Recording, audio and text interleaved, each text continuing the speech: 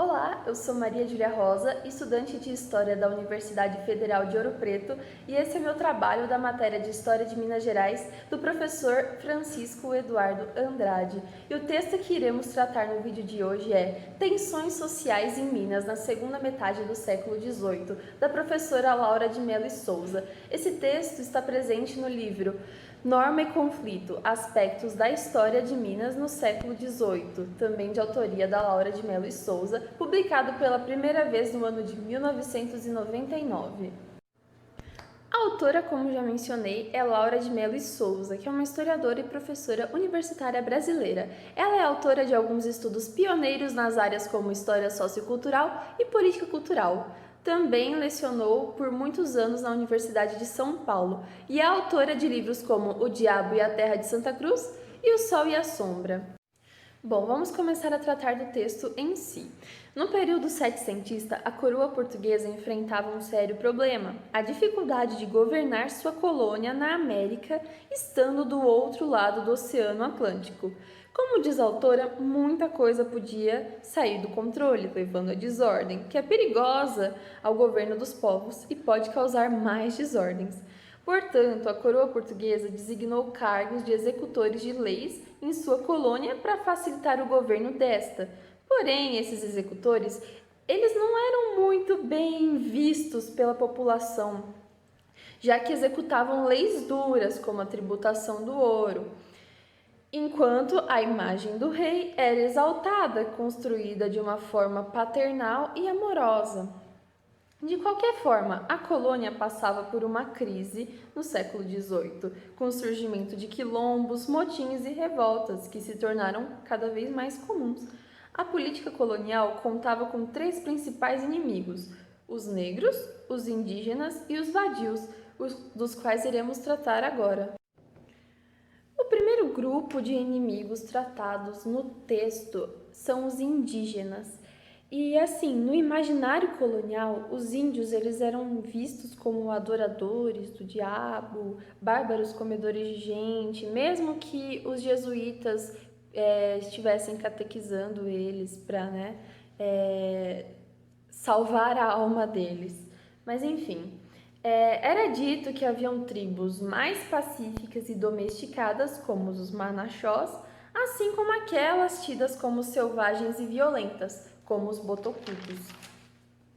Eram muito comuns os massacres contra as aldeias indígenas, até visto assim com naturalidade, já que diziam que era uma violência despendida de forma justa, afirmando que os índios apresentavam resistência ao governo e eram violentos com os colonos. Havia um certo medo de que esses índios unissem-se com os quilombolas para atacar a colônia. Então, para que não acontecesse isso, para manter um grupo contra o outro, os indígenas eram designados para perseguir negros que haviam fugido, escolhidos também, no caso os indígenas, eles também eram designados para essa tarefa, não só para continuarem contra os negros e assim evitar que os dois grupos se juntassem, mas também eles foram escolhidos para isso por causa do conhecimento que eles possuíam dos sertões. Mas apesar disso, os indígenas eram vistos como os inimigos permanentes da população colonial. Então eu trago aqui essa citação do texto que apresenta a ideia colonial do índio como traidor e selvagem, sempre disposto a atacar a população branca. Quando mansos, traíam, desertavam, voltavam-se contra os brancos se a aliança com eles não mais interessasse. Se bravios, comiam gente, ameaçavam os aldeamentos pelos quais o mundo civilizado procurava domar o sertão. Essa citação está presente na página 93 do livro. Bom, vamos falar agora do próximo grupo tratado no texto, que são os negros. Os negros representavam uma maioria da população da colônia, sendo a relação, como a autora traz, de 1 branco para 10 negros. Então, assim, havia um grande medo de que esses negros se revoltassem e os brancos não poderiam conter essa revolta, já que eles estavam em números muito menores e também, como estavam ocorrendo as guerras no sul, muitos brancos estavam sendo recrutados para irem lutar. Então, acabava que possuía ainda menos pessoas para poder defender se caso os negros se revoltassem. Os escravizados que conseguiam fugir se escondiam pelo mato e, quando viam uma oportunidade, atacavam os povoados, roubavam, saqueavam e matavam pessoas. Os homens designados capitães do mato eram pagos para matar aqueles negros que fugiam das fazendas de seus senhores. Eles também deviam ir atrás e acabar com os quilombos, pois lá é que eram planejados os motins, contra os senhores. Porém, nessas investidas, contra os quilombos, os negros não deveriam ser mortos, apenas se apresentassem uma certa resistência e agissem com violência contra os senhores do mato, os capitães do mato. Porque além dos escravos serem caros e importantes para a mineração, isso era reconhecido que os escravos eram os únicos que realmente trabalhavam nas mineradoras, deveriam ser usados, esses escravos capturados dos quilombos, deveriam ser usados como exemplo para que outros escravizados temessem fugir. Eles sofriam violência como castigo. Em 1741 foi criada esta lei que irei ler agora, essa citação trazida no texto que fala dessa lei. Os negros achados em quilombos, estando neles voluntariamente, teriam uma das espáduas, que são ombros, marcadas com a letra F, e sendo encontrado pela segunda vez com esta marca, teriam uma orelha cortada.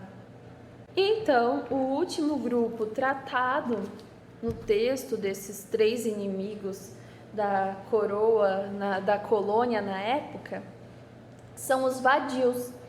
Os vadios eram aqueles que não trabalhavam, ou pelo menos não trabalhavam de forma regular, o que gerava uma certa desconfiança por parte daqueles que trabalhavam.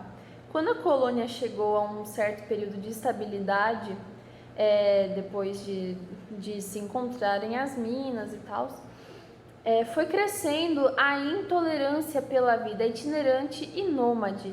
Então, esses vadios, que eram realmente esses que continuaram na vida itinerante, após serem submetidos a um questionário que verificaria se eles eram realmente vadios, eles deveriam receber terras para cultivar, como era dito numa carta régia emitida em 1766, a primeira de muitas que foram emitidas depois, sobre o parecer sobre o que deveria acontecer com esses vadios. Se eles não aceitassem ou desobedecessem, eles podiam ser presos como bandidos. Os comandantes chegaram à conclusão que esses vadios poderiam ser bem mais úteis cultivando essas terras sem uso do que se fossem mandados para lutar nas guerras do sul do país. Assim, como eu já disse anteriormente, nesse período as revoltas eram muito comuns na colônia. Então não eram só esses grupos que se revoltavam. Na verdade, aproveitando que as autoridades estavam muito ocupadas perseguindo os negros, os indígenas e os vadios, outros grupos passaram a se juntar para planejar conspirações, como é o caso dos Inconfidentes, que eram vistos como homens de bem, que se reuniam para criticar a coroa e planejar suas revoltas, discutindo suas ideias.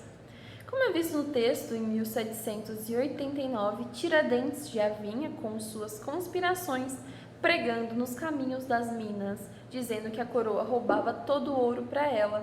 Foi por isso que, quando ele foi executado e esquartejado, seus pedaços foram colocados ao longo desses caminhos para as minas, para servir de exemplo para que outras pessoas vissem que o suplício seria em vão para aqueles que agissem contra a monarquia e temessem se revoltar. E também haviam outros tipos de revoltas. Por exemplo, as pessoas achavam a autoridade